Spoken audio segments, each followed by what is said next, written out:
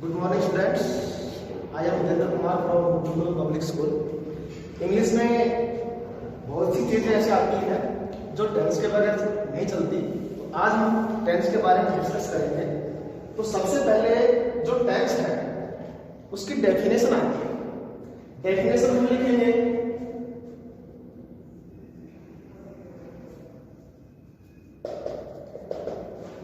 Tense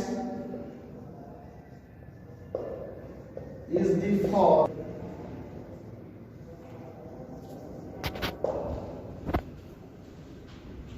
the verb of a verb which shows the type of an action and its degree completeness। Hindi में अगर हम इसकी बात करें तो हिंदी में होगा क्रिया का वह रूप जो किसी क्रिया के समय के बारे में तथा उसकी पूर्णता डिग्री के बारे में बताता है, उसे हम क्या कहेंगे? टेंस कहेंगे। This is the definition of the tense. There are three types of tenses.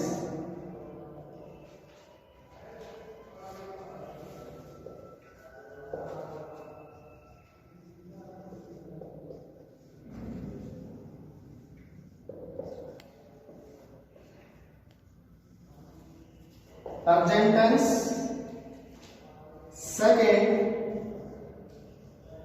past tense, and third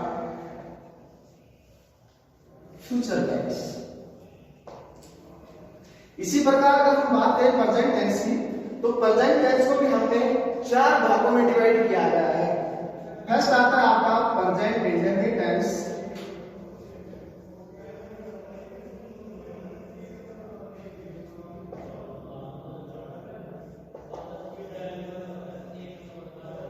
second part आता है इसका present continuous tense, third part आता है present perfect, and last part आता है present perfect continuous tense.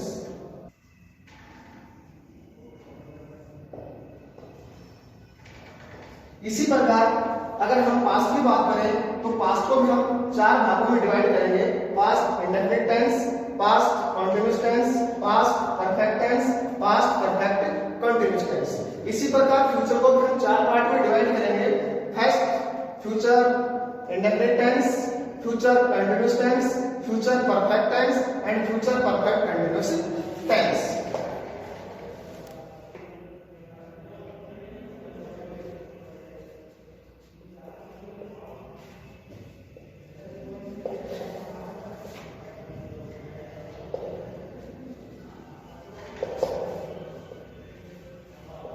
Present indefinite tense. पहले हम चर्चा करेंगे प्रेजेंट इंडेफिनिट टेंस। तो सबसे पहले हम प्रेजेंट इंडेफिनिट टेंस की डेफिनेशन देखेंगे। Write down.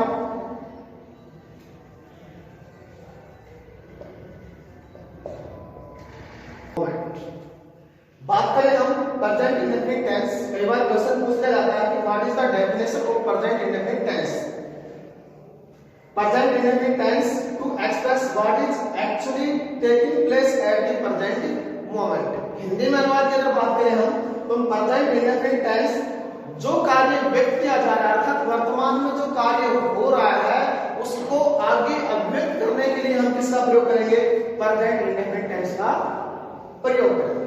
जो कार्य लंबे समय तक अनिश्चित होता है, अनिश्चित कार्य को लंबे समय तक करने के लिए हम present indefinite tense को व्यक्त करेंगे। There are four types of present indefinite tense.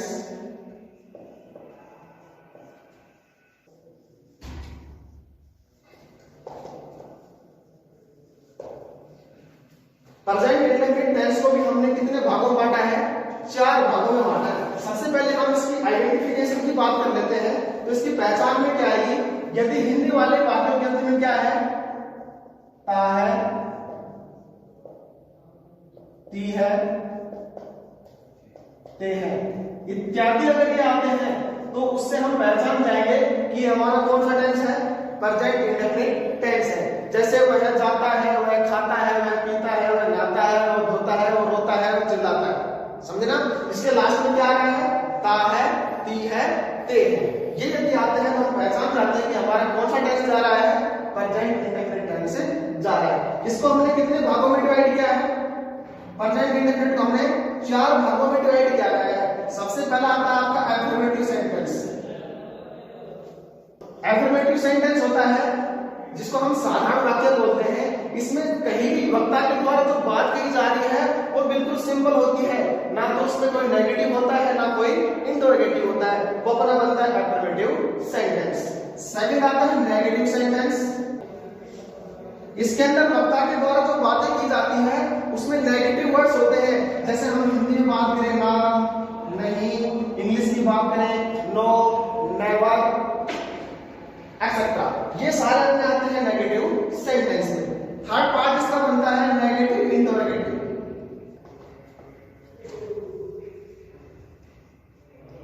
Negative interrogative sentence में तो होता है कि इसकी पहचान कैसे की जाएगी, इसके लास्ट में क्या होगा, sign of interrogation. Negative interrogative की बात कर रहे हैं हम, साइन ऑफ इंटरोगेशन होगा और इसी के अंदर किसका प्रयोग किया जाएगा, नो, नेवर और नॉट का प्रयोग किया जाएगा। फोर्थ आता है आपका इंटरोगेटिव सेंटेंस। इंटरोगेटिव सेंटेंस जैसे कि नाम से पता चल रहा है, इंटरोगेटिव यानी ask some question to another, किसी दूसरे से क्या करना, क्वेश्चन पूछना। इसकी शुरुआत कैसे होगी, सबसे पहले इसकी शुरुआत किससे की जाएगी, हेल्पिंग वर्ब से की जाएगी और लास्ट में क्या होगा, साइन ऑफ इंटरोगेशन होगा। These are 4 parts of present indefinite tense. मैं फिर रिपीट कर रहा हूं, प्रेजेंट इंडेफिनिट टेंस जो है, हिंदी वाले जो वाक्य आते हैं उनकी पहचान की जाएगी आपकी ता है, ती है, ते है इत्यादि के साथ। डेफिनेशन की बात करें हम तो present indefinite tense to express what is actually taking place at present moment, अर्थात वर्तमान समय में जो कुछ हो रहा है उसी चीज को अनिश्चित काल के लिए व्यक्त करना क्या कहलाता है, प्रेजेंट इंडेफिनिट टेंस कहलाता है। There are we have divide present indefinite in 4 parts. Firstly, affirmative sentence. Secondly, negative sentence. Third, interrogative sentence, and fourth, negative interrogative sentence. Clear? बात करते हैं हम affirmative sentence की। फर्स्ट पार्ट आता है अपना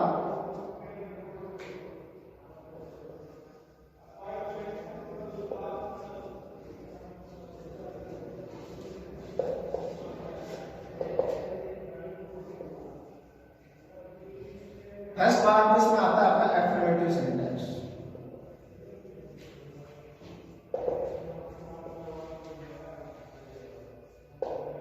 जैसे आपको पता है एफर्मेटिव सेंटेंस जिसको हम साधारण बातें बोलते हैं, इसका सीधा सा स्ट्रक्चर बनता है कि सबसे पहले हम किसका प्रयोग करेंगे, सब्जेक्ट। सब्जेक्ट का प्रयोग करेंगे, उसके बाद हम वर्ब की फर्स्ट फॉर्म के साथ एस या ईएस लगाएंगे और लास्ट में क्या बन जाएगा आपका ऑब्जेक्ट। अब बात आती है कि वर्ब की फर्स्ट फॉर्म का प्रयोग कहां होगा और एस या ईएस का प्रयोग कहां किया जाएगा। यदि आपका सब्जेक्ट आ रहा है फर्स्ट पर्सन की बात करें तो I, my, me, we, our, us. First person में बात करें सब्जेक्ट की तो सब्जेक्टिव केस कौन सा बनता है अपना, आई और वी। ऑब्जेक्टिव केस कौन सा बनता है, मी और अस। आप लिख सकते हो सब्जेक्टिव केस और ये आपका हो गया ऑब्जेक्टिव केस और देन आफ्टर माई और आवर हो जाएगा आपका possessive case.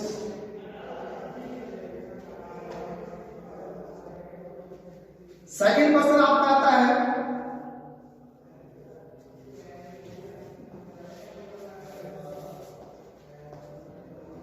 Yo, your, yours, your. इसमें सब्जेक्टिव केस कौन सा बन जाएगा आपका, you.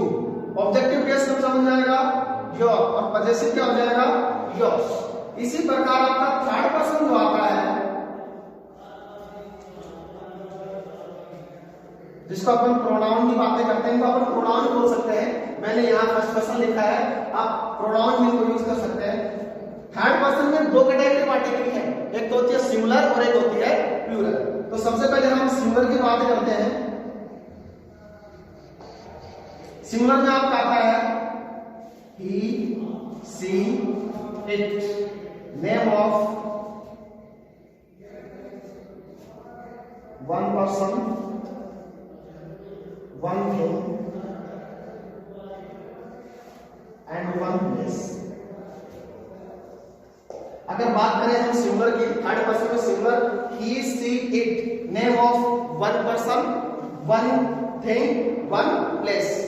That is called singular noun. बात करें हम प्लूरल की, प्लूरल में आपका आ जाएगा दे, देयर, देम एंड टू और मोर, person, persons, things and places. बात करें हम प्लूरल की, प्लूरल में क्या होगा, दे होगा, देर होगा, देम होगा. दो या दो से ज्यादा व्यक्ति होंगे, वस्तु होंगी या फिर कोई स्थान होगा, वहां पर हम किसका प्रयोग करेंगे, अपना क्या आ जाएगा, थर्ड पर्सन. अब बात आती है किसकी, एस या ईएस की और वर्ब की फर्स्ट फॉर्म की. तो सबसे पहला फर्स्ट पर्सन, ध्यान से सुनना, first person, second person, third person plural. क्या बताया मैंने, फर्स्ट पर्सन कौन कौन सा है, I, my, me, we, our, us. Subjective case की बात कर रहा हूं मैं, सब्जेक्टिव केस आपका आता है आई और वी. सेकंड पर्सन में सब्जेक्टिव केस आता है आपका यू, और थर्ड पर्सन में सब्जेक्टिव केस आता है दे. ये यदि आ रहे हैं तो वहां पर हम किसका प्रयोग करेंगे, वर्ब की फर्स्ट फॉर्म का प्रयोग किया जाएगा. रेस्ट ऑफ ऑल बाकी बचा क्या, थर्ड पर्सन सिंगुलर, उसके साथ हम किसका प्रयोग करेंगे, वर्ब की फर्स्ट फॉर्म के साथ एस या ईएस का प्रयोग किया जाएगा. अब एक क्वेश्चन और दिमाग में आता है कि एस का प्रयोग हम कहां करेंगे और ईएस का प्रयोग हम कहां करेंगे. तो सबसे पहले अपने को किसका प्रयोग करना है, ईएस का प्रयोग करना है, ईएस का प्रयोग यूज करना है. तो ईएस जो होता है, यदि किसी वर्ब के अंत में एंड ऑफ द वर्ब क्या है आपका, जेड है, क्या है, C H I, double S हो, ये यदि आ रहे हैं तो वहां पर हम किसका प्रयोग करेंगे, ई एस का प्रयोग करेंगे. जैसे कई बार एग्जाम्पल में आ जाता है कि वह जाता है, जैसे आ गया ही गो, यहां पे मत करना किसका प्रयोग, एस का प्रयोग नहीं करेंगे. क्यों, क्योंकि यहां पर एस का प्रयोग होगा, किसकी होगा, क्योंकि यहां लास्ट में क्या आ रहा है आपका, ओ आ रहा है. तो यहां किसका प्रयोग हो जाएगा, किसका हो जाएगा, ई एस का प्रयोग हो जाएगा. तो यहां क्या बन जाएगा, ही गोस. क्लियर. इसी प्रकार बाकी जो बच गया, बाकी जो इन वर्डों को छोड़ के अगर कोई वर्ड आ रहा है, वर्ब के अंत में अगर आ रहा है, तो वहां पर हम किसका प्रयोग कर देंगे, एस का. फॉर एग्जाम्पल जैसे आ गया ही प्ले, सॉरी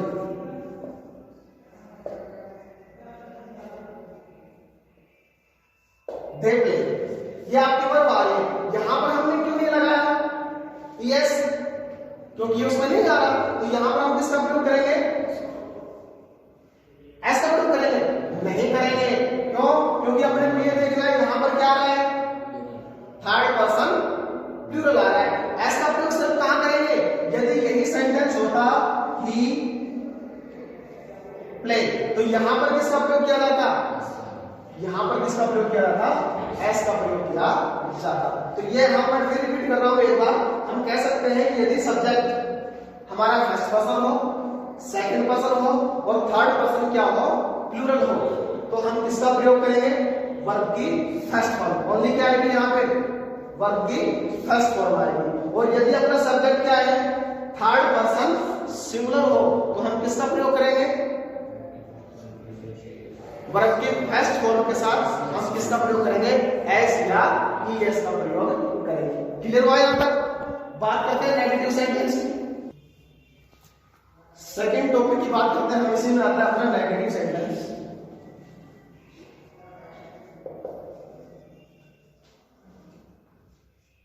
जैसे इसके नाम से पता चलता है, हम इसमें इंग्लिश में क्या आएगा आपका, क्या आता है, जैसे हम करते हैं नो, नेवर, हम प्रयोग करते हैं तो ये अपने किस में आते हैं, नेगेटिव सेंटेंस में माने जाते हैं। बात करें इसके स्ट्रक्चर की तो सबसे पहले हम क्या लेते हैं, सब्जेक्ट। बात वही है, सब्जेक्ट क्या हो यहाँ पे अपना first person, second person, third person. उसके बाद हम किसका प्रयोग करेंगे, हेल्पिंग वर्ब करेंगे। इसमें प्रयोग क्या हो जाएगा, डू और डज।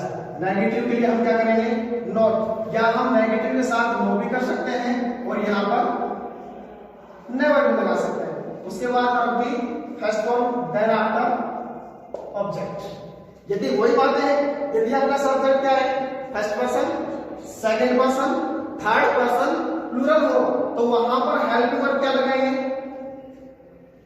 क्या लगाएंगे, डू। क्या लगाएंगे, डू। और रेस्ट ऑफ ऑल बाकी जो बच गया उसके साथ हम किसका प्रयोग कर देंगे, डज। बच गया क्या, third person singular, name of one person, one thing, one place, one या ही सी इट, इनके साथ हम किसका प्रयोग कर देंगे, डज का प्रयोग कर देंगे। नेगेटिव सेंटेंस बनाने के लिए हम किसका प्रयोग करेंगे, आप नोट का प्रयोग कर सकते हो, नो का प्रयोग कर सकते हो और नेवर का भी प्रयोग कर सकते हो। और आपकी फर्स्ट फॉर्म लग जाएगी और लास्ट में क्या लग जाएगा, आपका ऑब्जेक्ट। जैसे वह क्रिकेट नहीं खेलता है, एग्जाम्पल की बात करें, इसके एग्जाम्पल से दिमाग में तीन चीजें पहले आनी चाहिए। सबसे पहले सेंटेंस लिखा गया है तो सबसे पहले तो हमें यह पता होना चाहिए कि टेंस कौन सा है, और टेंस की पहचान कैसे होगी, जब हम सेंटेंस का लास्ट वर्ड देखें। जैसे ही टेंस आपका दिमाग में आ गया, जैसे आपको पता चल गया कि भाई प्रेजेंट इंडेफिनिट है, फिर आपके दिमाग में ये आना चाहिए कि सेंटेंस कौन सा है, एफर्मेटिव है, नेगेटिव है, इंटरोगेटिव है या नेगेटिव इंटरोगेटिव है।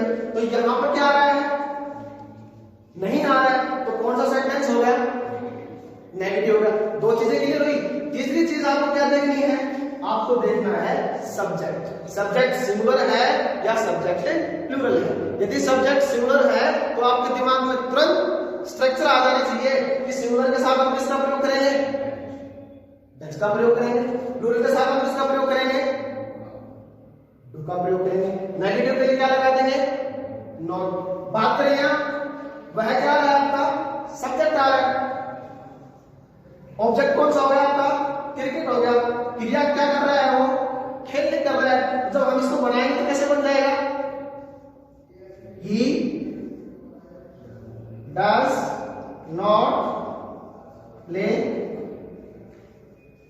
क्रिकेट। क्लियर, वही चीज आ गई। यहां पर अपना थर्ड पर्सन सिंगुलर है तो हमने किसका प्रयोग किया, डज का। एक बार क्वेश्चन ये आता है कि कई बार क्वेश्चन ये पुट अप कर दिया जाता है कि सर हेल्पिंग वर्ब तो डू है, ठीक है, और डज है।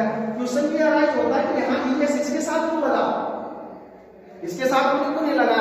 भाई एफर्मेटिव सेंटेंस में हमने वर्ब की फर्स्ट फॉर्म के साथ ऐसा इस लगाया था, लगाया था ना। तो क्लियर क्या करेगा, यहां पर डू जो है वो किसको इंडिकेट करता है, प्लूरल को इंडिकेट करता है, और डज जो है किसको करेगा, सिंगुलर को। क्योंकि हेल्पिंग वर्ब अपनी कौन सी हो गई, प्रेजेंट इंडेफिनिट टेंस में हेल्पिंग वर्ब अपनी कौन सी हो गई, डू, ठीक है। और इसके साथ अगर यस लगा दिया तो वो किसमें चली जाएगी, आपकी सिंगुलर में चली जाएगी। क्लियर है ना। थर्ड आता है आपका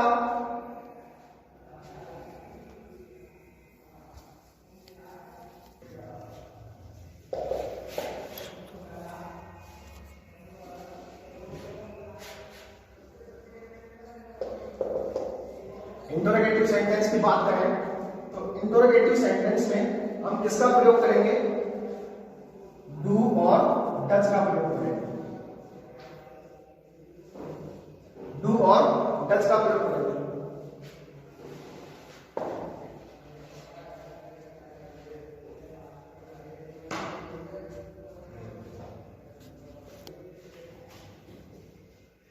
सेंटेंस की इसमें हम डू और डज का प्रयोग करते हैं। कहां करेंगे, मैंने लिखा है डू और does is used before this subject, यानी सब्जेक्ट से पहले हम किसका प्रयोग करेंगे, डू और डज का प्रयोग करेंगे। अब बात आती है यदि सब्जेक्ट आपका वही चीज है, सब्जेक्ट आपका फर्स्ट पर्सन हुआ, सेकंड पर्सन हुआ, थर्ड पर्सन प्लूरल हुआ, तो हम किसका प्रयोग करेंगे, डू का।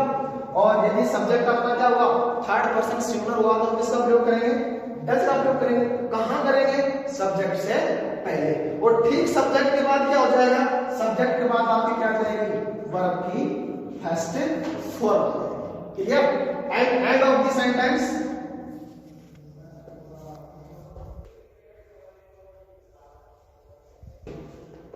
सब्जेक्ट के अंदर हम किसका प्रयोग करेंगे? Sign of interrogation. बात की जाए कोई सेंटेंस आपके पास आ जाए, जैसे एग्जांपल आ गया है, एग्जांपल दे रहा हूं मैं, डू और कॉफी।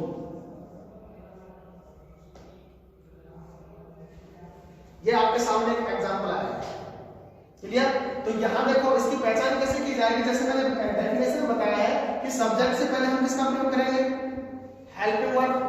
क्लियर है? बात अलग है कि सब्जेक्ट अगर प्लूरल आ रहा है तो किसका प्रयोग करेंगे? डू का। और सिंगुलर आया तो हम किसका प्रयोग करेंगे? डज का। तो यहां पर सब्जेक्ट क्या है? यू। सेकंड पर्सन है, प्लूरल है, तो हम किसका प्रयोग करेंगे? डू का। और लास्ट में क्या है आपका? Sign of interrogation. तो ये पहचानने का स्ट्रक्चर बन जाएगा कि यदि किसी सेंटेंस की शुरुआत हेल्पिंग वर्ब से होती है और अंत में क्या आ रहा है आपका? Sign of interrogation. That is called interrogative sentence. उसको अपन क्या बोलेंगे? इंटरोगेटिव सेंटेंस बोला जाएगा। स्ट्रक्चर की बात करें तो अपन स्ट्रक्चर इसका लिख सकते हैं। स्ट्रक्चर की बात करें तो स्ट्रक्चर इसका दो तरीके से बनता है। सबसे पहले तो हेल्पिंग वर्ब से बनता है। हेल्पिंग वर्ब आपकी कौन सी आती है? डू और डज। उसके बाद आपका सब्जेक्ट हो जाएगा, उसके बाद आपकी वर्ब की फर्स्ट फॉर्म हो जाएगी, ऑब्जेक्ट हो जाएगा, then after sign of interrogation. एक डब्ल्यूएच वर्ड और होता है। कौन सा होता है? WH word. डब्ल्यूएच वर्ड कौन कौन से होते हैं? यानी वो वर्ड जिसको हम डब्ल्यूएच फैमिली बोलते हैं, या वो वर्ड जो किससे स्टार्ट होते हो? डब्ल्यू एच से स्टार्ट होते हो। जैसे आपका आ गया व्हेन, आ गया वेयर, आ गया हाउ, आ गया एक्सेट्रा। ये भी आ रहे हैं तो इसको हम डब्ल्यूएच वर्ड्स भी बोल देते हैं और डब्ल्यूएच फैमिली बोल देते हैं। ये यदि आ रहे हैं तो सबसे पहले हम किसका प्रयोग करेंगे? WH word. उसके बाद क्या हो जाएगी? हेल्पिंग वर्ब आ जाएगी। उसके बाद then after subject, then first object and end of the sentence sign of interrogation. This is the interrogative sentence structure. Clear? आपका नेगेटिव इंटरोगेटिव सेंटेंस।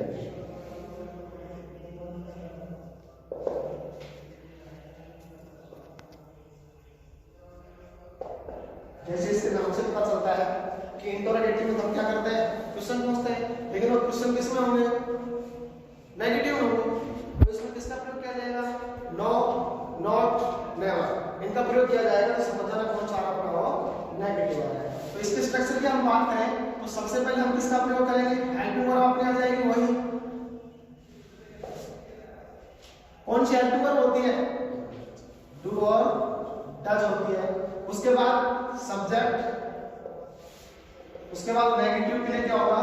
नॉट और फर्स्ट ऑब्जेक्ट, और लास्ट में क्या हो जाएगा? Sign of interrogation. इसी प्रकार दूसरी जो बनती है वो डब्ल्यूएच वर्ड या डब्ल्यूएच फैमिली। उसके बाद हेल्पिंग वर्ब डू और डज में से एक लेंगे अकॉर्डिंग टू सब्जेक्ट। उसके बाद सब्जेक्ट, देन आफ्टर नॉट और first object and last of sign of interrogation. ये अपना स्ट्रक्चर किसका आ जाएगा? नेगेटिव इंटरोगेटिव सेंटेंस का स्ट्रक्चर आ जाएगा। क्लियर? यहां तक कोई प्रॉब्लम नहीं है? ओके। फॉर एग्जांपल,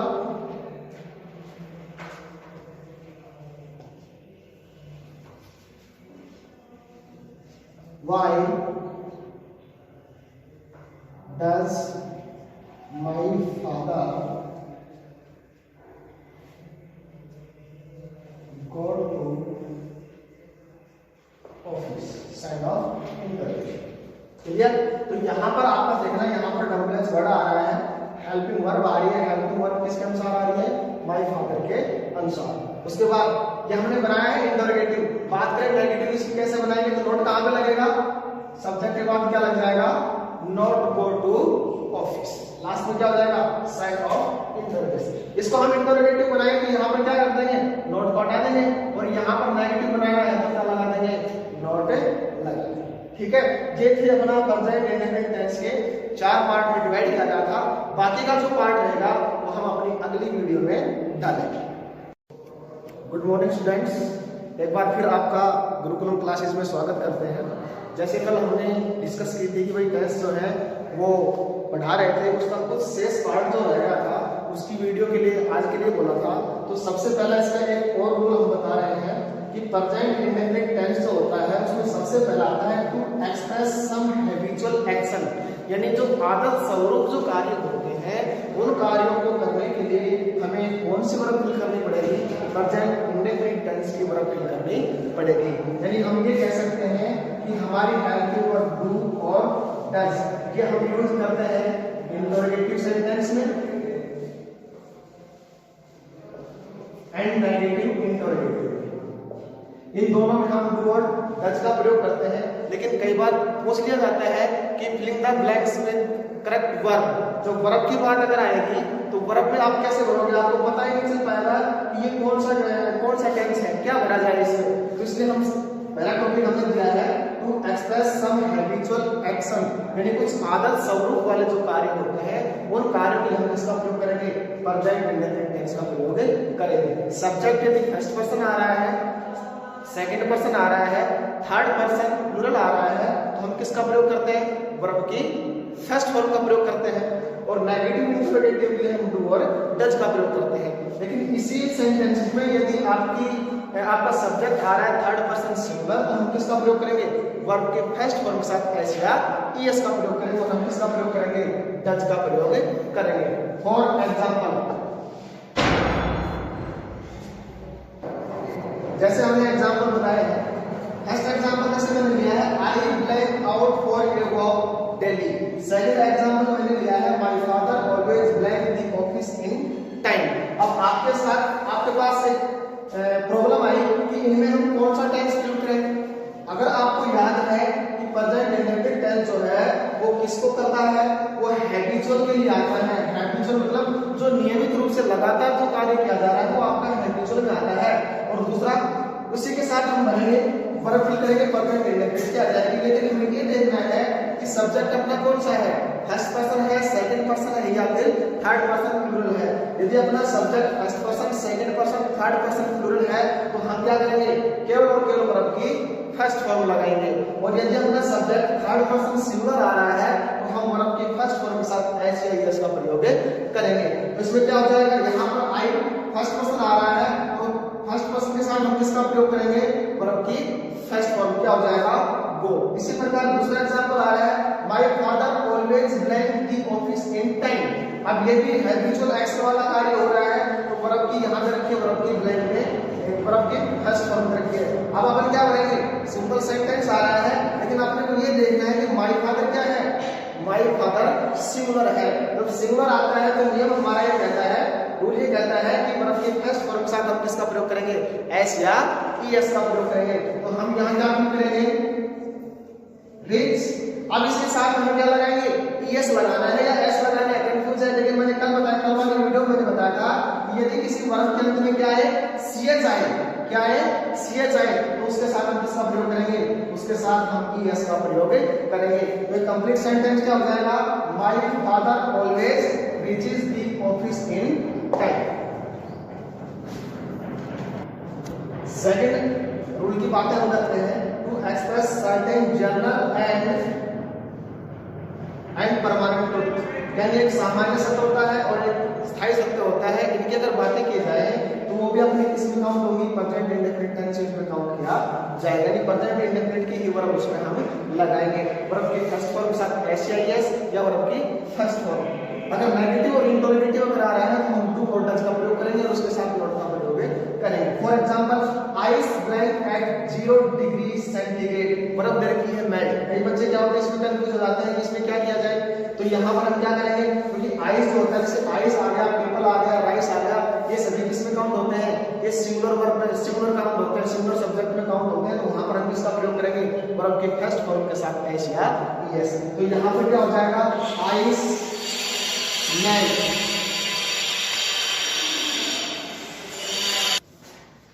यहाँ पे क्या हो जाएगा कि जैसे आइस है वो सिंगुलर में काउंट होता है, तो हम वर्ब की फर्स्ट फॉर्म का प्रयोग करेंगे और इसके साथ ना तो ओ आ रहा है वर्ब के अंत में, ना एसएच आ रहा है, ना सीएच आ रहा है और ना ही जेड आ रहा है, तो हम एस का प्रयोग नहीं करेंगे, हम किसका प्रयोग करेंगे, एस का प्रयोग करेंगे। तो ये क्या हो जाएगा, ice melt eight 0 degree centigrade. ठीक इसी प्रकार हम सेकंड एग्जांपल लेते हैं, द अर्थ राउंड द सन। ये क्या है, ये आपका जनरल ट्रूथ है, यूनिवर्सल ट्रूथ है, तो इसमें किसका प्रयोग किया जाएगा। अब आपको अर्थ जो है वो सिंगुलर में काउंट होता है, तो यहाँ पर क्या होगा,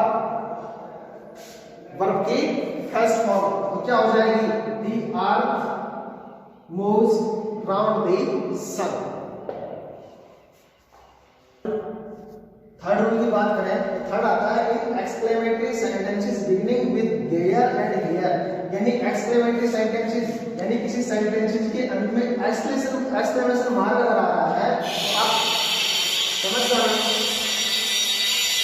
थर्ड रूल अपना आता है in exclamatory sentences beginning with there and here to express what is actually taking place at present moment. यानी वर्तमान समय में जो हो रहा है उसको आगे ले जाने के लिए, अभिव्यक्त करने के लिए हमें किसमें एक्सक्लेमेटरी सेंटेंसेस में व्यक्त किया जाता है। यदि किसी सेंटेंसेस के लास्ट में एक्सक्लेमेशन मार्क आ रहा हो और उसी के साथ देयर आ रहा हो और हियर आ रहा हो, तो आप समझ जाना कि वो कौन से टेंस में जाएगा, प्रेजेंट इंडेफिनिट टेंस में जाएगा। इसी प्रकार से मैंने दो एग्जांपल लिए हैं, हियर ब्लैक दी बस, तो यहाँ पर हियर आ रहा है तो समझते हैं दी बस क्या है आपका सिंगुलर है, तो यहाँ क्या हो जाएगा, here comes। इसी प्रकार there she goes, ये होता है आपका एग्जाम्पल। इसी प्रकार हमारा फोर्थ रूल आता है to express a future event. यानी फ्यूचर में, भविष्य में अगर कोई इवेंट अगर हो रहा हो और उसका पार्ट बन रहा हो जिसमें फिक्स प्रोग्राम हो या फिक्स टाइम अगर दिया हो, तो वो भी अपना किसमें आएगा, प्रेजेंट इंडेफिनिट टेंस में काउंट किया जाएगा। कई बच्चे क्या करते हैं, वो फ्यूचर में ले जाते हैं क्योंकि उन्हें फ्यूचर दिखा है, जैसे यहाँ पर आ गया 9 o'clock, तो वो सोच रहे हैं कि फ्यूचर में होगा, लेकिन ये फ्यूचर में नहीं जाएगा क्योंकि प्रेजेंट इंडेफिनिट टेंस जो है वो किसको व्यक्त करता है, वो एक तो फिक्स टाइम हुआ, वो फिक्स अगर प्रोग्राम अगर हो रहा है तो उसको व्यक्त करेगा, वो प्रेजेंट इंडेफिनिट टेंस में जाएगा। और प्रेजेंट इंडेफिनिट टेंस जाएगा तो सब्जेक्ट के अनुसार उसमें क्या आएगी, वर्ब की फर्स्ट फॉर्म के साथ एस या ईएस या वर्ब की फर्स्ट फॉर्म। इसी प्रकार से आ गया दी मैच प्लेइंग एट 9 o'clock, अर्थात मैच जो है वो फिक्स समय दिया गया है, वो कितने बजे शुरू होगा, 9 बजे ही शुरू होगा, तो वहां पर वर्ब देखिए स्टार्ट, तो इसके साथ क्या हो जाएगा, स्टार्ट। अब यह मैच जो है वो भी सिंगुलर में काउंट होगा, तो यहाँ पर इसके साथ क्या लगा देंगे, ऐसे लगा देंगे। क्लियर। नेक्स्ट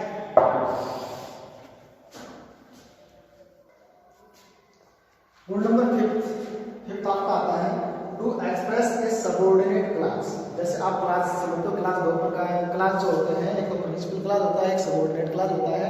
तो उसी में कहता है कि अब मैं थोड़ा सा क्लास के बारे में बता देता हूँ। प्रिंसिपल क्लास तो वो होता है जिसका उच्चारण हमें समझते, जिसका अर्थ हमें समझ में आ जाता है, और सबऑर्डिनेट क्लास होता है जो प्रिंसिपल क्लास के ऊपर निर्भर करता है। अब कोई भी सबऑर्डिनेट क्लास जो होता है वो हमेशा कंजंक्शन से स्टार्ट होता है। तो इसमें कहता है कि सबऑर्डिनेट क्लास में क्या हो, टाइम हो और कंडीशन, और टाइम और कंडीशन सबऑर्डिनेट क्लास में क्या आता है, इफ आता है, इन आता है और व्हेन आता है। और ये सशर्त वाले वाक्य होते हैं, ये सशर्त वाले वाक्य होते हैं।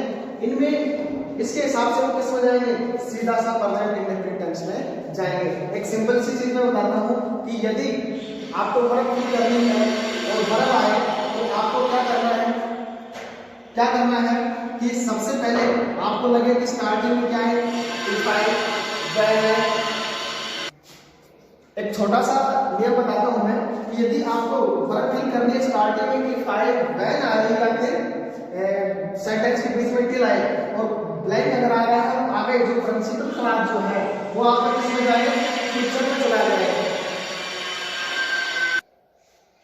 एक बार मैं फिर रिपीट कर रहा हूं, यदि आपका प्रिंसिपल क्लास फ्यूचर में हो, यदि आपका प्रिंसिपल क्लास फ्यूचर में हो और सबऑर्डिनेट क्लास, क्योंकि सबऑर्डिनेट क्लास जो है वो हमेशा कंजंक्शन से स्टार्ट होता है, तो हम क्या करेंगे, subordinate clause present indefinite tense की तरफ भरी जाएगी और आगे का जो क्लास है वो आपका फ्यूचर का होगा।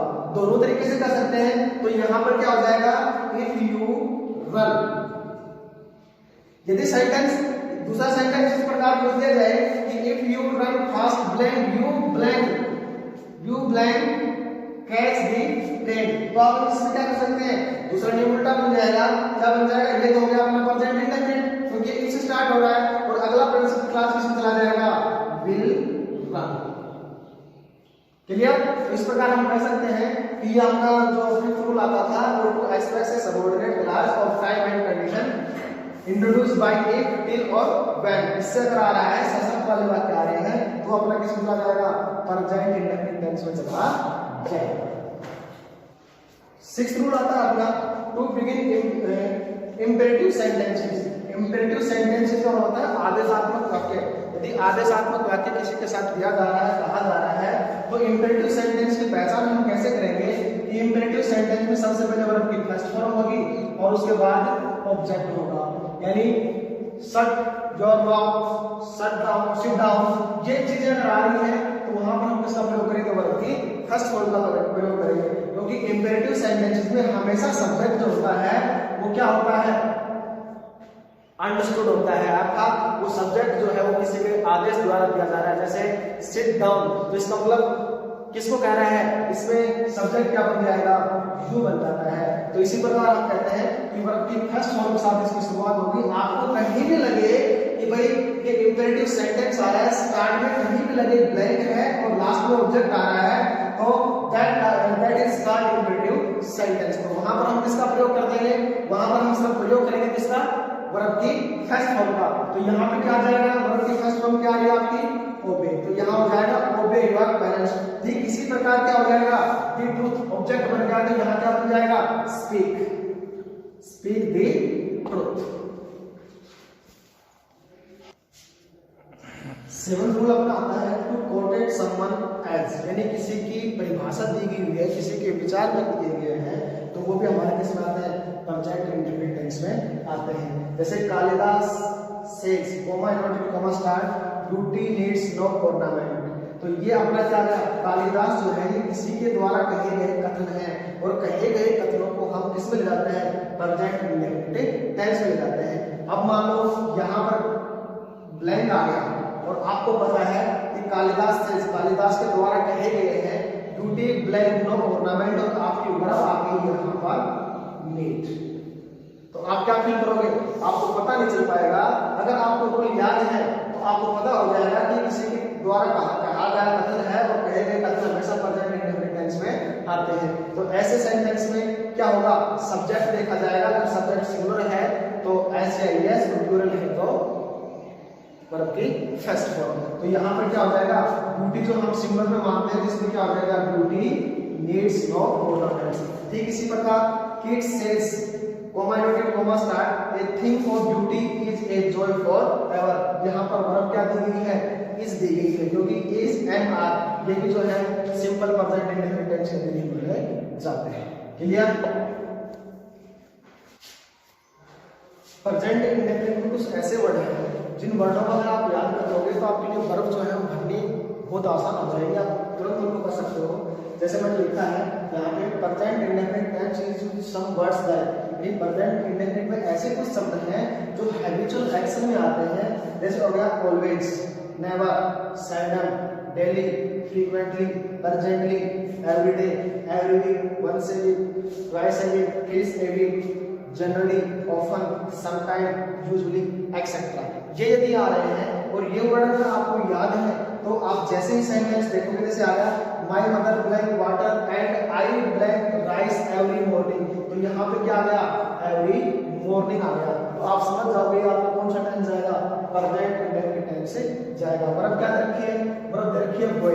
तो अब यहाँ पे आओ, सब्जेक्ट क्या है, माय मदर, तो यहाँ क्या हो जाएगा, माय मदर किस में जाएगा, माय मदर बॉयल्स, और उसके बाद my mother boils water and I boil rice every morning. तो इसी प्रकार मैं फिर रिपीट कर रहा हूँ, प्रेजेंट इंडेफिनिट टेंस है, इसमें कुछ ऐसे वर्ड्स, ऐसे शब्द आते हैं, ऐसे सेंटेंस होते हैं जिनको आप अगर याद कर लोगे, जिनको इन शब्दों को अगर आप याद कर लोगे तो अच्छी तरह से आप पहचान जाओगे कि ऑलवेज हुआ, नेवर हुआ, सेल्डम हुआ, डेली हुआ, फ्रीक्वेंटली हुआ, प्रेजेंटली हुआ, everyday, every week, once a week, twice a week, thrice a week, usually, sometime, often, generally, ये यदि आ रहे हैं तो आपको पहचान जाओगे ये किस में चली जाएगी और प्रेजेंट इंडेफिनिट टेंस के अंदर चली जाएगी और आपको पहचानना बिल्कुल आसान हो जाएगा। बाकी ये जो वीडियो था ये हमारा प्रेजेंट इंडेफिनिट में आज खत्म होता है। कल हम प्रेजेंट कंटिन्यूअस टेंस के बारे में डिस्कस करेंगे। थैंक्स।